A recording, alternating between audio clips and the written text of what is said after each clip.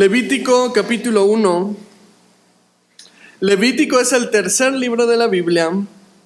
Es la continuación del libro de Éxodo. Entonces, para comprender Levítico es bueno que recordemos cómo termina el libro de Éxodo. Y si no estuviste en la serie de Éxodo, no estuviste en la última enseñanza del libro de Éxodo, me gustaría dar una breve introducción de manera que podamos comprender mejor este libro. Éxodo terminó en la construcción del tabernáculo.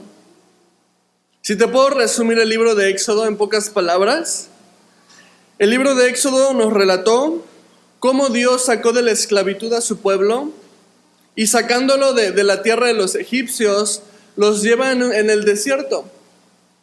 Y estando en el desierto, Dios le da los mandamientos al pueblo de Israel.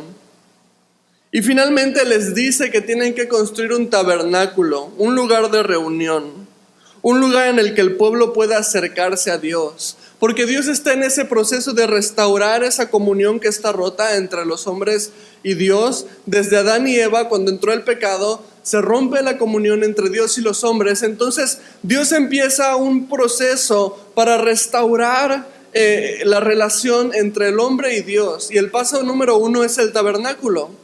Un lugar en el que el pueblo pueda acercarse a Dios, pueda adorarle a Dios. Y Éxodo termina con la finalización del tabernáculo. Y tú dices, pues qué buena onda.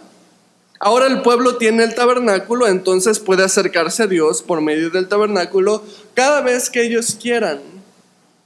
No es tan fácil, no es tan sencillo. Todavía no. Sí es verdad que el tabernáculo les va a permitir de una u otra manera acercarse a Dios, pero antes de esto el pueblo necesita aprender a relacionarse con Dios, porque Dios es completamente santo. Y un Dios que es completamente santo no puede tener una relación o una comunión con pecado, con maldad, con oscuridad. Entonces, fíjate que dice 1 de Juan 1:5. Dice, este es el mensaje que hemos oído de Él y os anunciamos. Dios es luz y no hay ningunas tinieblas en Él. Entonces, el hecho de que Dios sea luz, Dios es santo, Dios es puro, Dios es bueno, impide que pueda tener relación, comunión con el pecado, con la maldad. Y antes de que el pueblo entonces pueda relacionarse con Dios a través del tabernáculo, Dios tiene que enseñarle al pueblo cómo relacionarse con Él, cómo relacionarse con un Dios que es santo, que es totalmente puro, que no hay mancha en Él, que no hay oscuridad en Él. Y la única manera de lograr esto es llevar a Israel en un camino de santidad por medio de la ley. Así que de esto se trata Levítico. Levítico es la historia de cómo Dios le enseña a su pueblo a relacionarse con Él por medio de la ley. Así que el tema principal de Levítico es cómo adorar a un Dios santo. Y debido a esto, esta serie de estudios que vamos a estar viendo en Levítico a través de estas semanas, le he titulado Adoración y Santidad, porque es de lo que vamos a estar hablando. ¿Cómo podemos adorar a un Dios santo? Dios le enseña a su pueblo cómo adorarlo a Él, cómo acercarse, cómo relacionarse con Él. Y ese es el tema central del libro. Y semana a semana lo vamos a ir estudiando. Ahora, el estudio de hoy le he titulado Agradando a Dios. Porque Dios empieza a enseñarle a su pueblo desde este primer capítulo cómo agradarle a Él, cómo ser un olor fragante para Dios. Así que la pregunta clave de este estudio es, ¿cómo puedo agradar a Dios? Y vamos a tocar 3 puntos principales. Adora de corazón, se trata de Jesús y ven tal como eres. Y lo que vamos a estar estudiando en este capítulo es la primera ley que les da Dios al pueblo, que es la de los holocaustos. Y vamos a ver a través de los holocaustos estos puntos que nos enseñan de una manera práctica cómo podemos agradar a Dios en nuestro caminar diario. Mientras que Dios le enseña a su pueblo cómo ellos pueden relacionarse con Él. Así que vamos a empezar en el punto número 1, que es adorar de corazón. Si ya estás en Levítico capítulo 1, versículo 1 y 2, dice: llamó Jehová a Moisés y habló con él desde el tabernáculo de reunión, diciendo: habla a los hijos de Israel y diles: cuando alguno de entre vosotros ofrece ofrenda a Jehová, de ganado vacuno u ovejuno, haréis vuestra ofrenda. Y vamos a leer hasta allá ahorita, ¿ok? Esta es la transición entre Éxodo y Levítico, como les estaba comentando. Y quiero que vayamos al final de Éxodo, nada más para que veamos la continuidad de esto. Es una misma historia. En el capítulo 40 de Éxodo, versículos 34 al 38, si lo puedes ver ahí en tu Biblia, dice en el 34: entonces una nube cubrió el tabernáculo de reunión, y la gloria de Jehová llenó el tabernáculo. Y no podía Moisés entrar en el tabernáculo de reunión, porque la nube estaba sobre él, y la gloria de Jehová lo llenaba. Ese es un versículo clave, lo puedes subrayar. Y cuando la nube se alzaba del tabernáculo, los hijos de Israel se movían en todas sus jornadas. Pero si la nube no se alzaba, no se movían hasta el día en que ella se alzaba. Porque la nube de Jehová estaba de día sobre el tabernáculo, y el fuego estaba de noche sobre él, a vista de toda la casa de Israel, en todas sus jornadas. Entonces así termina Éxodo. Se termina el tabernáculo, entonces la nube de Dios viene sobre el tabernáculo, y vemos que la presencia de Dios ahora está en el tabernáculo.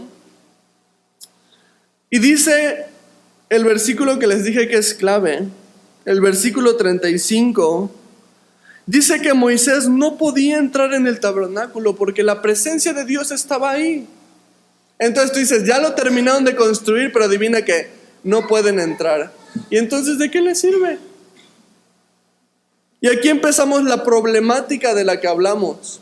Ellos no pueden empezar a relacionarse con Dios sin que antes Dios les enseñe a ellos cómo acercarse a Él. Entonces ya está el tabernáculo hecho. Ahora Dios necesita enseñarle a su pueblo paso a paso cómo acercarse a Él, cómo relacionarse con Él. Porque vemos que incluso Moisés dice no podía entrar en el tabernáculo porque la presencia de Dios estaba ahí.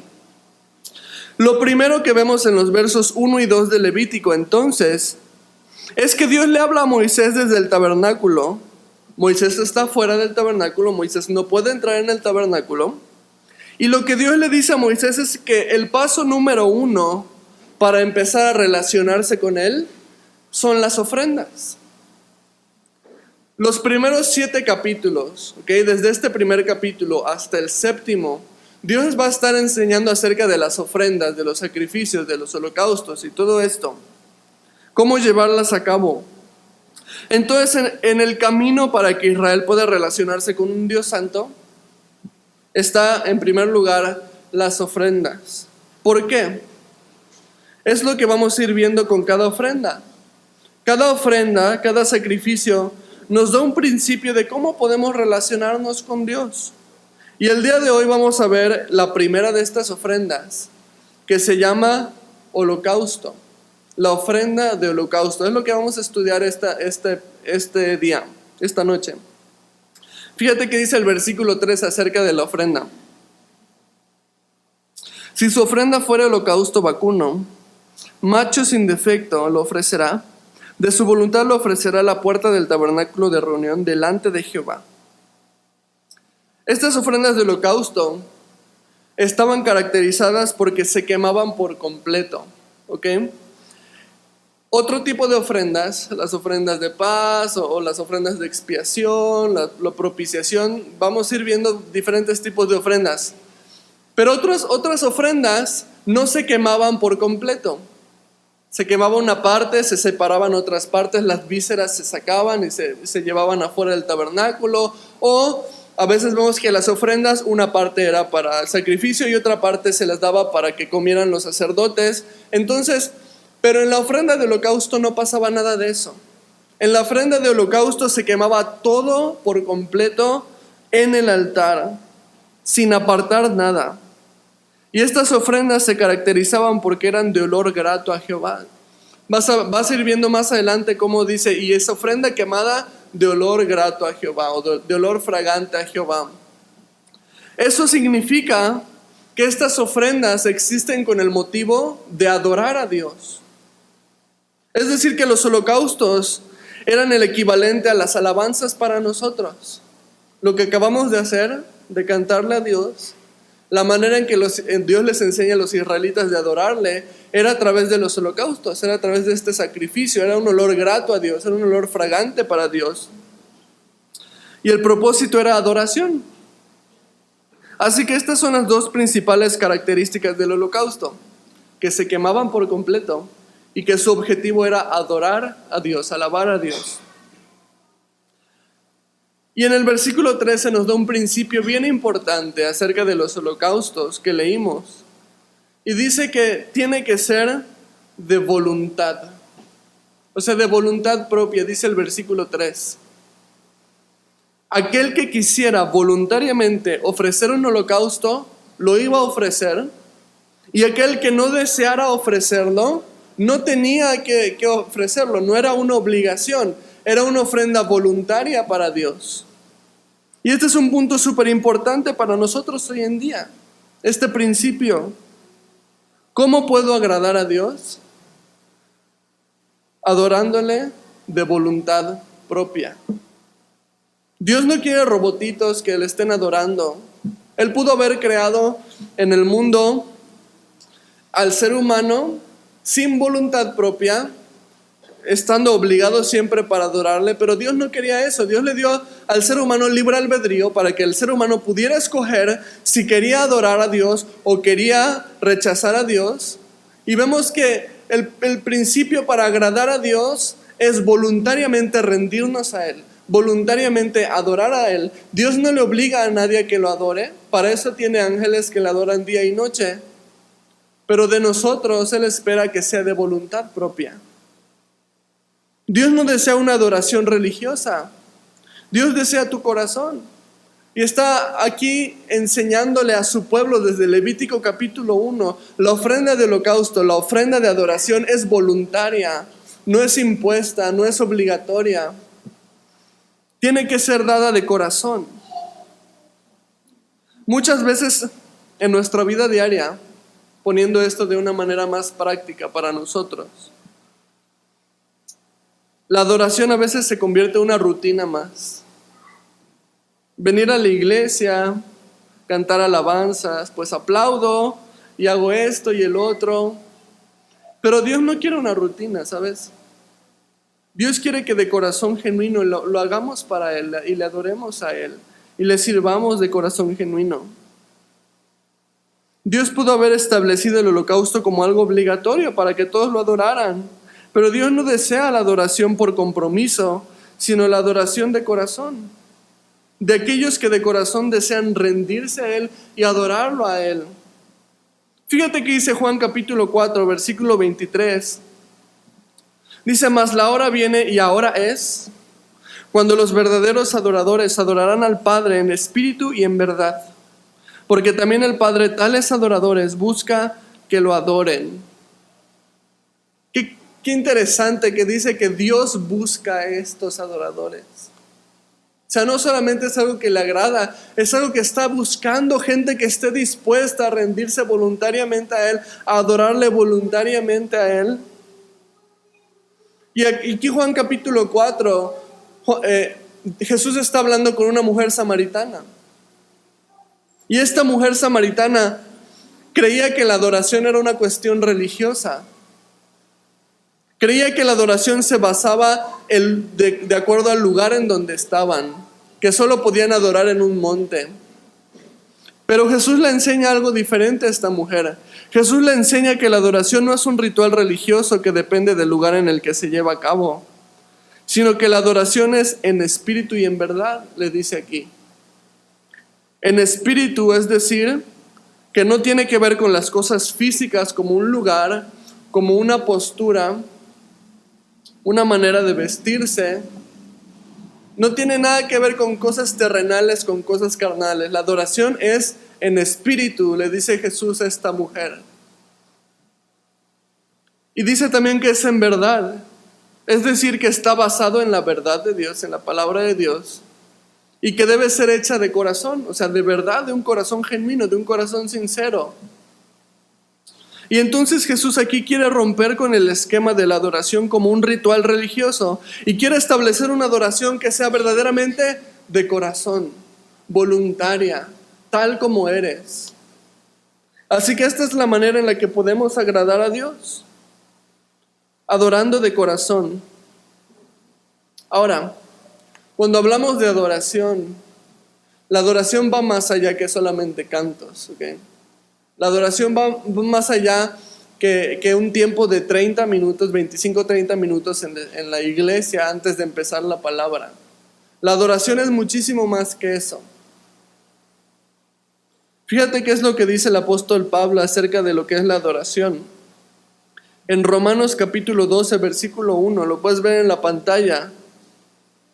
Y agarré la Nueva Traducción Viviente. Dice: por lo tanto, amados hermanos, les ruego que entreguen su cuerpo a Dios por todo lo que Él ha hecho a favor de ustedes. Que sea un sacrificio vivo y santo, la clase de sacrificio que a Él le agrada. Esa es la verdadera forma de adorarlo. ¿Qué está diciendo aquí Pablo? Está tomando el mismo tema de los sacrificios, del holocausto que estamos viendo aquí en Levítico, tiene todo que ver. Pablo está hablando acerca de, está haciendo referencia a los holocaustos, pero nos enseña algo diferente. ¿Qué sacrificio quiere Dios? ¿Qué sacrificio le agrada a Dios? El mejor holocausto que le podemos dar a Dios es servirlo con nuestra vida. O sea, servirlo aquí dice con nuestro cuerpo, con lo que somos, con nuestro ser. Entregárselo a Él para servirlo. Puesto en otras palabras, muchas veces nuestra mejor alabanza para Dios son nuestras acciones, lo que hacemos de corazón para Dios. Alguien puede tener una voz súper hermosa, o alguien puede tener un gran talento para tocar, para cantar alabanzas, pero si no va congruente eso con su vida diaria, si sale de la iglesia y es otra persona y no agrada a Dios con sus acciones y vive en una manera que no le agrada a Dios, pues entonces lo que cantamos a veces sale sobrando. La mejor alabanza que le podemos dar a Dios es nuestra vida rendida a Él. Cuando nosotros hacemos las cosas para agradar a Dios, eso se convierte en alabanza. Así que te doy una buena noticia. Si a lo mejor tú dices, uy, no, yo no sirvo para la alabanza porque tengo voz del gallo Claudio y porque tengo 2 pies izquierdos y no tengo coordinación para ningún instrumento, te doy una buena noticia. Tú puedes ser el mejor adorador del mundo si tú vives de una manera que le agradas a Dios. Tu vida misma se convierte en una alabanza.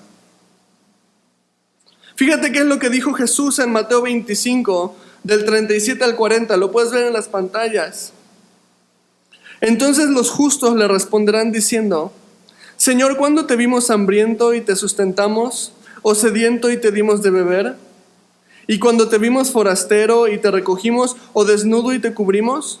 ¿O cuando te vimos enfermos o en la cárcel y vinimos a ti?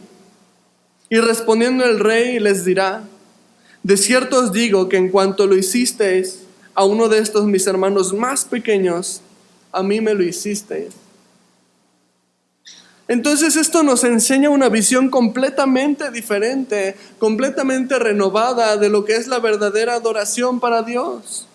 La adoración a Dios se basa entonces en un corazón entregado por completo a Él, que en todo lo que hace busca agradarle, que ama a su prójimo, que obedece a sus padres, que es fiel a su esposa, que comparte en su trabajo. Esto es la verdadera adoración que Dios busca, y dice Juan capítulo 4 que Dios busca que tales adoradores le adoren de esa manera, en espíritu y en verdad. Aún en las cosas más pequeñas, como ir al trabajo o como estudiar para un examen. preparar la comida, dar un buen consejo. Cuando nuestro enfoque es agradar a Dios, entonces le estamos adorando, entonces estamos alabándolo. Y eso es lo que Dios quiere enseñarle ahora a Moisés. Y es lo que vemos en el holocausto. No se trata de una obligación.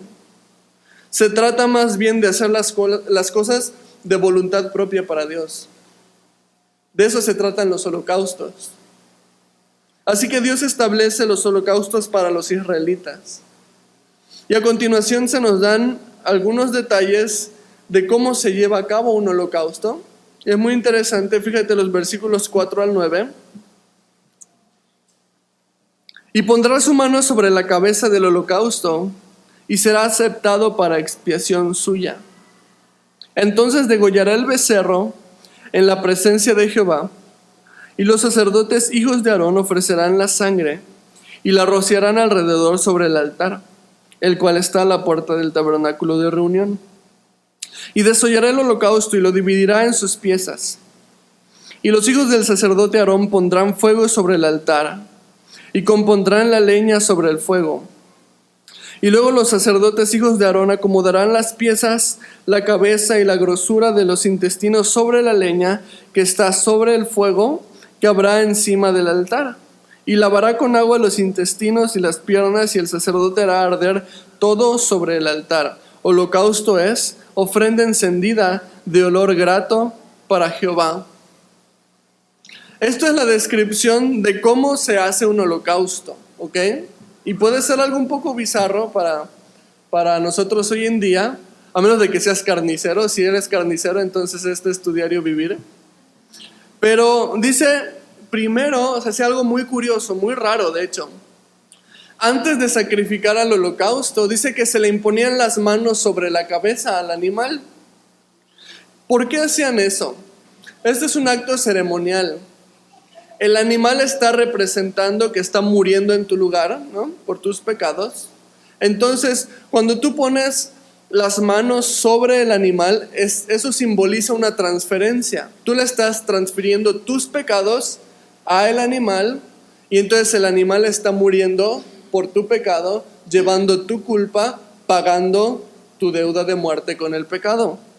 Y es un acto ceremonial de los sacrificios que representa que el animal que muere muere en representación de la persona que lo trajo. Entonces, después de que se hacía esto, se le cortaba el cuello sobre el altar para que se desangrara el animal, y la sangre se rociaba ahí mismo en el altar. Dice que se dividía el animal en partes y se lavaban los intestinos, pero al final todo se consumía por completo dentro del altar. Y es lo que veíamos, que el holocausto se caracteriza porque todo se quema por completo. Todo termina en la leña sobre el altar. No hay nada para consumirse, no hay nada para apartarse, todo se queda ahí mismo y se consume.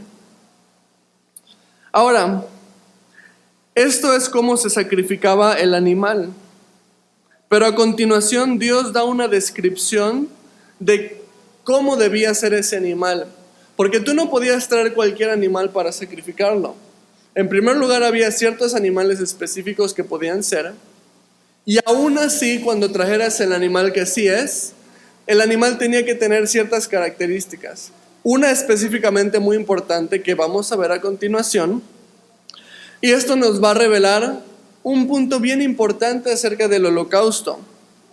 Aquí entramos en el punto número 2 de la enseñanza. Se trata de Jesús, ¿ok?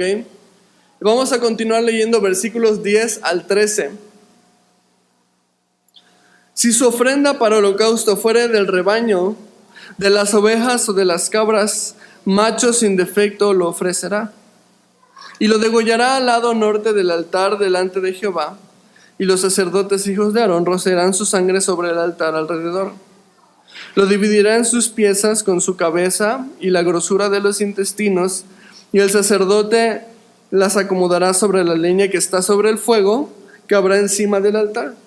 Y lavará las entrañas y las piernas con agua, y el sacerdote lo ofrecerá todo y lo hará arder sobre el altar. Holocausto es ofrenda encendida de olor grato para Jehová. Una vez más esa frase que nos da a entender que esto es una manera para agradar a Dios, olor grato para Jehová. Si tú ves esto, es básicamente lo mismo que habíamos leído, con excepción de una cosa, una característica que debían de tener los animales que se nos da aquí. Al principio del versículo 10 se nos dice cuál es esta característica. Dice que debe ser macho sin defecto. Y este detalle es súper importante, porque de verdad el cordero debía de ser perfecto. Tú no podías traer un cordero que tuviera una mancha, o que tuviera un defecto de nacimiento.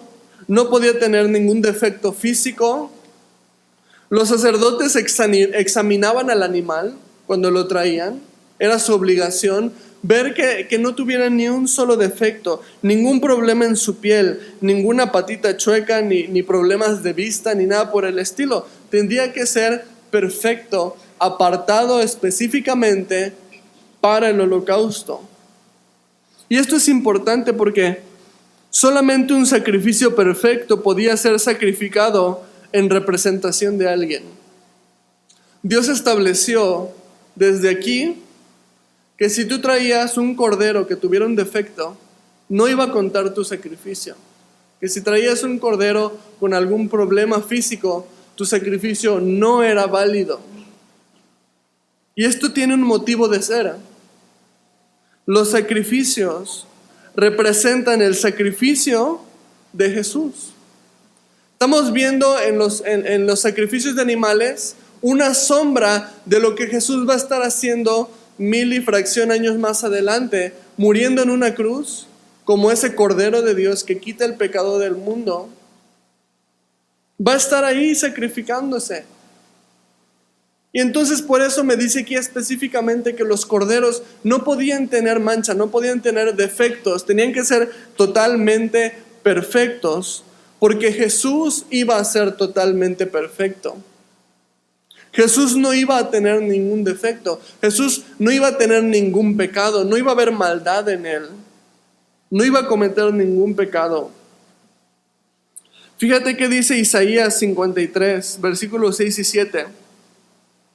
Todos nosotros nos descarriamos como ovejas, cada cual se apartó por su camino, mas Jehová cargó en él el pecado de todos nosotros. Angustiado él y afligido, no abrió su boca, como cordero fue llevado al matadero, y como oveja delante de sus trasquiladores enmudeció y no abrió su boca. Entonces aquí vemos una descripción de Jesús como cordero, ¿ok? Y fíjate, 2 Corintios 5:21, que nos dice también, dice, al que no conoció pecado, por nosotros lo hizo pecado, para que nosotros fuésemos hechos justicia de Dios en él.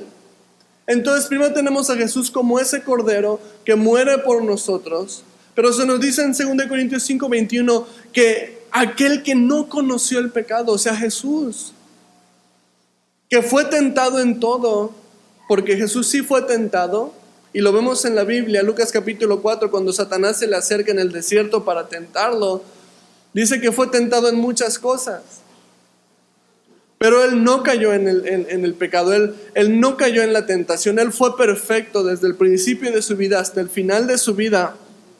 Y entonces vemos por un lado, el holocausto es agradable a Dios, porque se da de corazón, de voluntad propia, como ya lo vimos.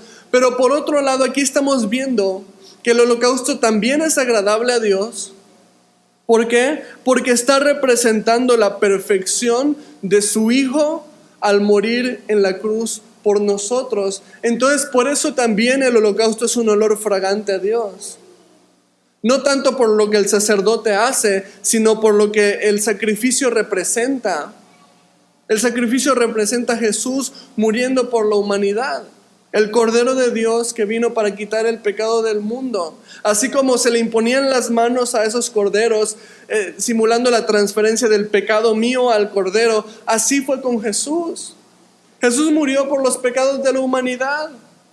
Se le transfirieron nuestros pecados a Él, para que Él muriera por ellos. Entonces, lo que representa el sacrificio es agradable a Dios, porque es su Hijo Jesucristo salvando a la humanidad. Entonces esto nos da un principio súper importante para nosotros hoy en día, acerca de la adoración, acerca de la alabanza. No solamente la alabanza debe ser de voluntad propia, sino que la alabanza en sí se trata y siempre se ha tratado de Jesús, de Cristo. Y tenemos que comprender esto si es que deseamos agradar a Dios. Se trata de Jesús.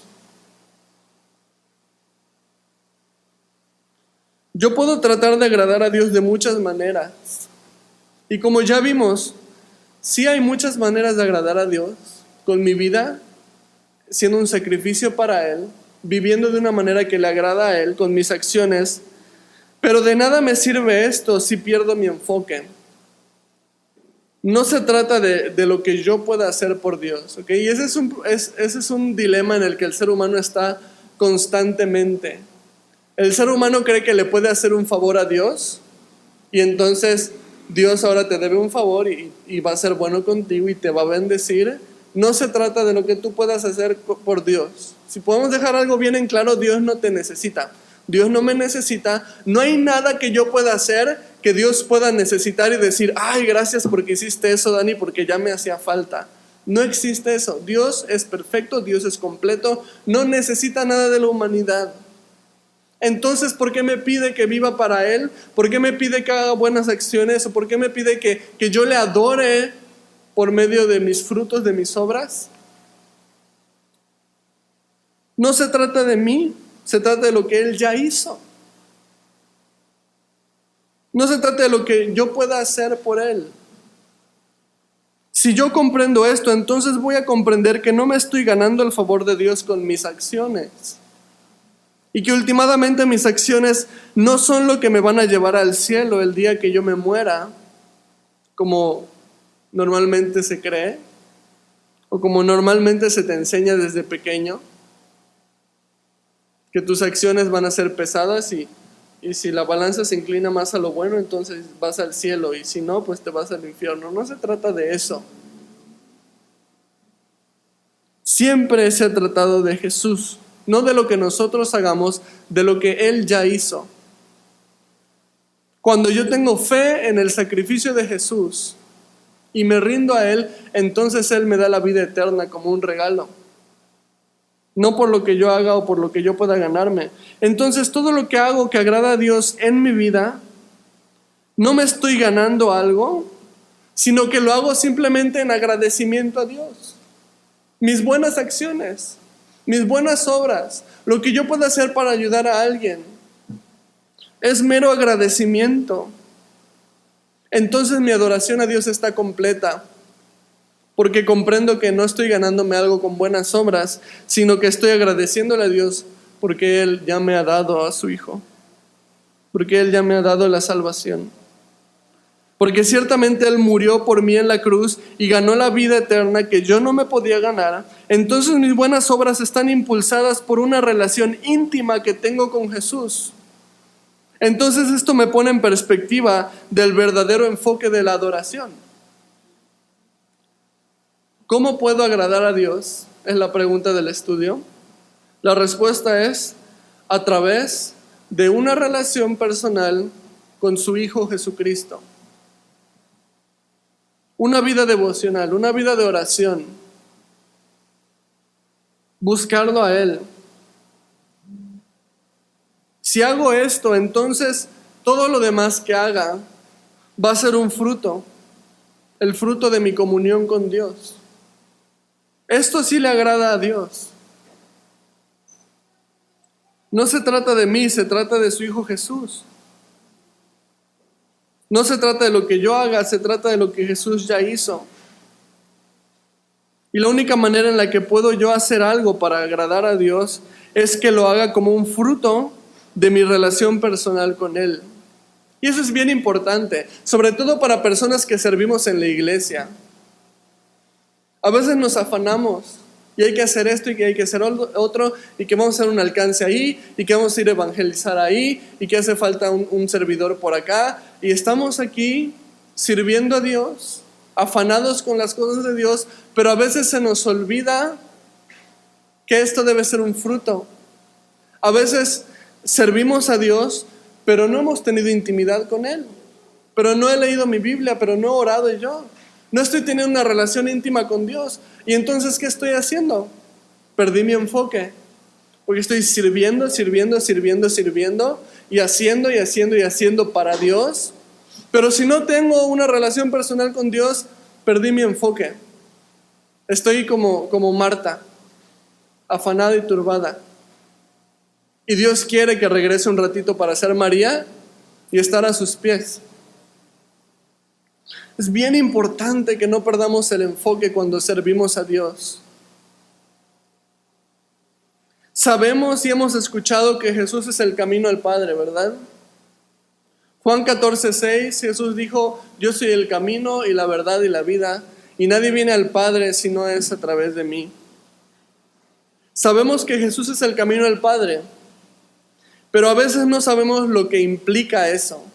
Y lo que implica es que no solamente es el camino para llegar al Padre, Jesús es el camino para agradar al Padre. No puedo agradar al Padre si no es a través de Él. Si quiero agradar a Dios, tengo que recordar que se trata de que yo tenga una relación personal con Él, con Jesús. Y entonces lo que haga le va a agradar a Dios. Y ahora moviéndonos ya al último punto del estudio, y ya vamos a acabar, ya mero. Este último punto es cortito, pero hay un principio más que es bien importante que comprendamos. Hablando de alabanza, hablando de agradar a Dios. El punto número 3 del estudio es: ven tal como eres. Fíjate, versículos 14 al 17. Si la ofrenda para Jehová fuera holocausto de aves, presentarás ofrenda de tórtolas o de palominos. Y el sacerdote le ofrecerá sobre el altar y le quitará la cabeza y hará que arda en el altar, y su sangre será exprimida sobre la pared del altar. Y le quitará el buche y las plumas, lo cual echará junto al altar hacia el oriente, en el lugar de las cenizas. Y la henderá por sus alas, pero no la dividirá en dos. El sacerdote la hará arder sobre el altar, sobre la leña que estará en el fuego. Holocausto es ofrenda encendida de olor grato para Jehová. Lo que vemos aquí al finalizar del capítulo es interesante.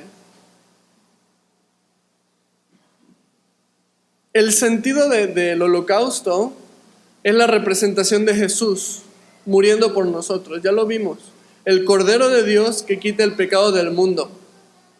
Pero aquí Dios establece una opción. Una opción en la cual, si no tienes dinero para traer un cordero, porque la realidad es que hay gente pobre que no les alcanzaba para poder comprar un cordero, entonces Dios les da una opción y les dice: pueden sacrificar un par de tórtolas o 2 palominos, o sea, pajaritos, ¿no? Y eso se debía sencillamente a que mucha gente no tenía el dinero para llegar con un cordero. Pero ellos sí tenían ganas de adorar a Dios. Ellos sí tenían ganas de agradar a Dios, de traerle este holocausto, esta ofrenda de alabanza. Entonces, Dios lo que hace es abrir una posibilidad para aquellos que no tienen para conseguir un cordero, para que puedan también adorar a Dios de acuerdo a su economía. Y esto me muestra el último principio acerca de cómo agradar a Dios.